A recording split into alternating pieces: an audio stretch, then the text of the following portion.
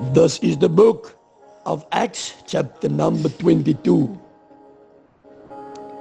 As Paul was addressing the crowd, he said, "Brothers and fathers, listen to me as I offer my defense." When they heard that he was speaking in Hebrew, the silence was even greater. "I am a Jew," he said, "born in Tarsus, a city in Cilicia, but educated here in Jerusalem under Gamaliel, at whose feet I learned to follow our Jewish laws and customs very carefully. I became very anxious to honor God in everything I did, just as you have tried to do today. As I persecuted the Christians, hounding them to death, binding and delivering both men and women to prison, the high priest or any member of the council can testify that this is so. For I asked them for letters to the Jewish leaders in Damascus with instructions to bring with me, so that if I would find Christians, that I would put them in chains to be punished.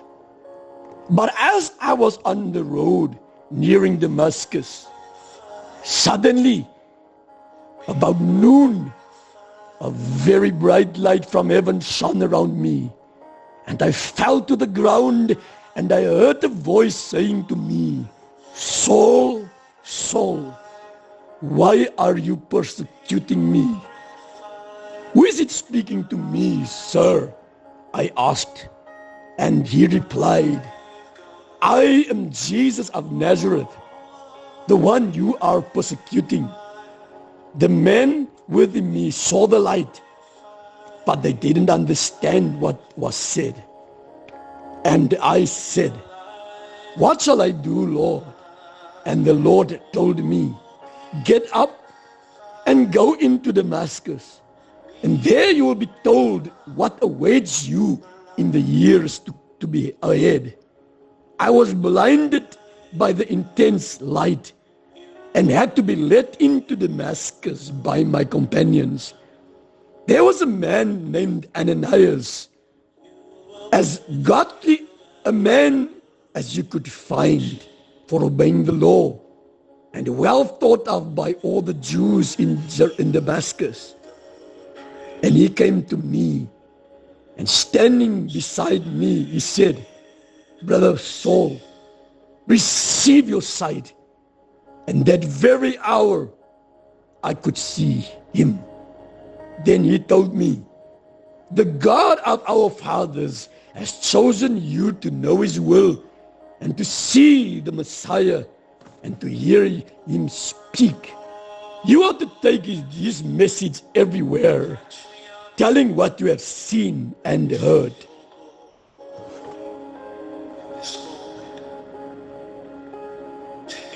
And now, why delay? Go and be baptized and be cleansed from your sins, calling on the name of the Lord." One day after my return to Jerusalem, while I was praying in the temple, I fell into a trance, and I saw in a vision of God saying to me, "Hurry, leave Jerusalem, for the people here won't believe you when you give them my message." "But Lord," I argued, "they certainly know that I imprisoned and beat those in every synagogue who believed on you. And when your witness Stephen was killed, I was standing there agreeing, keeping the coast they laid aside as they stoned him. But God said to me, 'Leave Jerusalem, for I will send you far away to the Gentiles.' The crowd listened until Paul came to that word. Then with one voice they shouted, 'Away with such a fellow! Kill him! He isn't fit to live!' They yelled and threw their coats in the air and tossed up handfuls of dust. So the commander brought him inside and ordered him lashed with whips to make him confess his crime. He wanted to find out why the crowd had become so furious. As they tied Paul down to lash him, Paul said to an officer standing there, "Is it legal for you to whip a Roman citizen who hasn't even been tried?" The officer went to the commander and asked, "What are you doing?" "This man is a Roman citizen." So the commander went over to ask Paul, "Tell me, are you a Roman citizen?" "Yes, I certainly am." "I am too," the commander said, "and it cost me plenty." "But I am a citizen by birth," Paul said.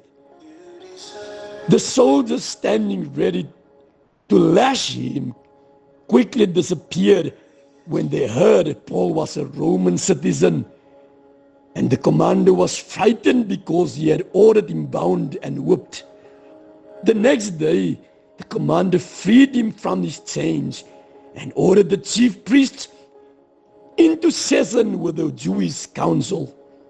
He had Paul brought in before them to try to find out what the trouble was all about. This is the book of Acts, chapter number 23. Gazing intently at the council, Paul began, "Brothers, I have always lived before God in all good conscience." Instantly, Ananias the high priest commanded those close to Paul to slap him on the mouth.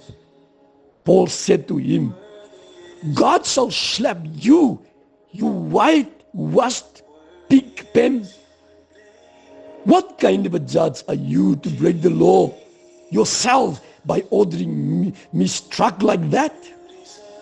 Those standing near Paul said to him, "Is that the way to talk to God's high priest?" "I didn't realize he was a high priest, brothers," Paul replied. "For the scripture says, never speak evil of any of your rulers." Then Paul thought of something. Part of the council was Sadducees and part were Pharisees. So he shouted, "Brothers, I'm a Pharisee, as were all my ancestors.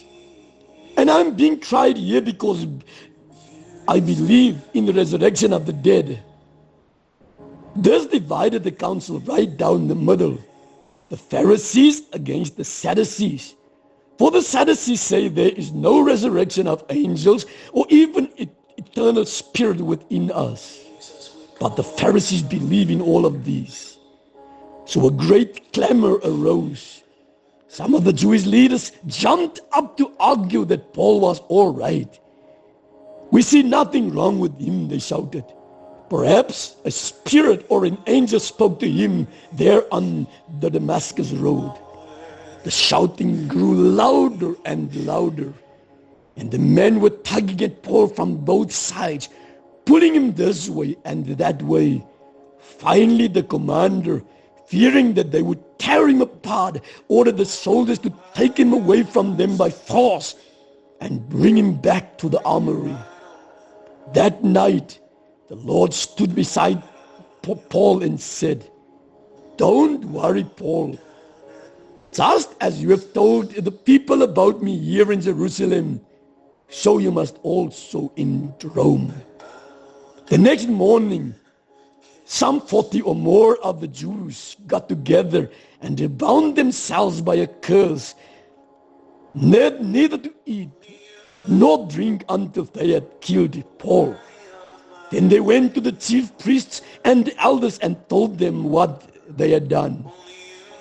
Asked them to command to bring Paul back to the council again, they requested. "Pretend you want to ask him a few more questions. We will kill him on the way." But Paul's nephew got wind of their plan and came to the armory and told Paul. Paul called one of the officers and said, "Take this boy to the commander. He has something important to tell him." So the officers did, explaining to the commander. Paul the prisoner called me over and asked me to bring this young man to you to tell you something. The commander took the boy by the hand and leading him aside said, "What is it that you want to tell me, lad?" So the lad said, "Tomorrow," he told him, "the Jews are going to ask you to bring Paul before the council again, pretending they want to get some more information. But don't do it. There are more than 40 men hiding along the road, ready to jump him and kill him. They have bound themselves under a curse to neither eat nor drink till he is dead. They are out there now, expecting you to agree to their request. Don't let the soul know you told me this," the commander warned the boy as he left. Then the commander called 2 of his officers and ordered, "Get 200 soldiers ready to leave for Caesarea at 9 o'clock tonight. Take 200 spearmen and 7 mountain cavalry. Give Paul a horse to ride and get him safely to Governor Felix." Then he wrote this letter to the governor. "From Claudius Lysias to His Excellency Governor Felix, greetings. This man was seized by the Jews, and they were killing him when he sent the soldiers to rescue him, for I learned that he was a Roman citizen. Then I took him to their council to try to find out what he had done. I soon discovered it was something about their Jewish beliefs, certainly nothing of imprisonment or death. Certainly nothing worthy of imprisonment or death. But when I was informed of a plot to kill him, I decided to send him unto you and will tell his accusers to bring their charges before you." So that night, as ordered, the soldiers took Paul to Antipatris. They returned to the armory the next morning, leaving him with the cavalry to take him on to Caesarea. When they arrived at Caesarea, they presented Paul and the letter to the governor. He read it and then asked Paul where he was from. "Cilicia," Paul answered. "I will hear your case fully when your accusers arrive," the governor told him, and ordered him kept in the prison at King Herod's palace. This is the book of Acts, chapter number 24. 5 days later, Ananias the high priest arrived with some of the Jewish leaders and the lawyer Tertullus to make the accusation against Paul. When Tertullus was called forward, he laid charges against Paul in the following address to the governor. "Your Excellency, you have given quietness and peace to us Jews and have greatly reduced the discrimination against us. And for this, we are very, very grateful to you. But lest I bore you, kindly give me your attention for only a moment as I briefly outline our case against this man. For we have found him to be a troublemaker, a man who is constantly inciting the Jews throughout the entire world to riots and rebellions against the Roman government. He's a ringleader of a sect known as the Nazarenes. Moreover, he was trying to defile the temple when we arrested him. We would have given him what he justly deserves. But Lysias, the commander of the garrison, came and took him violently away from us, demanding that he be tried by Roman law. You can find out the truth of our accusations by examining him yourself. Then all the other Jews chimed in, declaring that everything Tertullus said was true. Now it was Paul's turn. The governor motioned for him to rise and speak. So Paul began. I know, sir, that you have been a judge of Jewish affairs for many years, and this gives me confidence as I make my defense. You can quickly discover that it was no more than 12 days ago that I arrived in Jerusalem to worship at the temple. And you will discover that I have never incited a riot in any synagogue or on the streets of any city. And these men certainly cannot prove that these things they accuse me of doing. But one thing I do confess. I confess that I believe in the way of salvation, which they refer to as a sect. I follow that system of serving the God of our ancestors. I firmly believe in the Jewish law and everything written in the books of prophecy. And I believe, just as these men do, that there will be a resurrection of both the righteous and ungodly. Because of this, I try with all of my strength to always maintain a clear conscience before God and man. After several years away, I returned to Jerusalem with money to aid the Jews and to offer a sacrifice to God. My accusers saw me in the temple as I was presenting my thank offering. I had shaved my head as the laws required, and there was no crowd around me and no rioting. But some Jews from Turkey were there, who ought to be here if they have anything against me. But look, ask these men right here what wrongdoing their council found in me, except that I said one thing I shouldn't when I shouted out, I am here before the council to defend myself for believing that the dead will rise again. Felix, who knew Christians didn't go around starting riots, told the Jews to wait for the arrival of Lysias, the garrison commander, and then he would decide the case. He ordered Paul to prison, but instructed the guards to treat him gently and not to forbid any of his friends from visiting him or bringing him gifts to make his stay more comfortable.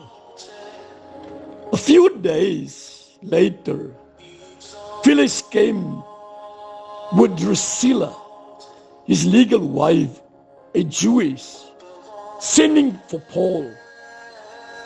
They listened as he told them about faith in Christ Jesus. And as he reasoned with them about righteousness and self-control and the judgment to come, Felix was terrified. Go away for now, he replied. And when I have a more convenient time, I will call for you again. He also hoped that Paul would bribe him.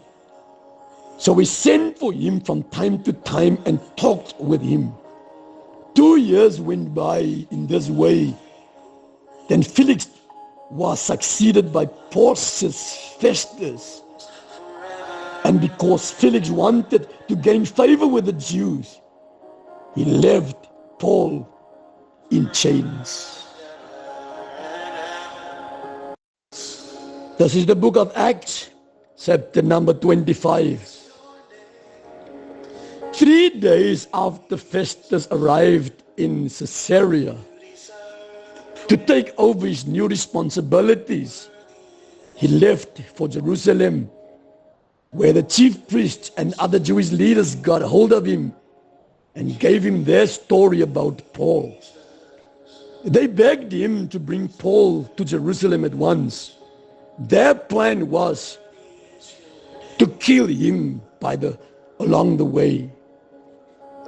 But Festus replied that since Paul was at Caesarea and he himself was returning there soon, those with authority in this affair should return with him for the trial. 8 or 10 days later, he returned to Caesarea, and the following day opened Paul's trial. On Paul's arrival at court, the Jews from Jerusalem gathered around, shouting many serious accusations which they couldn't prove. But Paul denied the charges. "I am not guilty," he said. "I have not opposed the Jewish laws or desecrated the temple or rebelled against the Roman government." Then Festus, anxious to please the Jews, asked him, "Are you willing to go to Jerusalem and stand trial before me?" But Paul replied, "No, I demand my privilege of a hearing before the emperor himself. You know very well I am not guilty. If I have done something worthy of death, I don't refuse to die. But if I am innocent, neither you nor anyone else has the right to turn me over to these men to kill me. I appeal to Caesar." Festus conferred with his advisors and then replied, "Very well, you have appealed to Caesar, and to Caesar you shall go."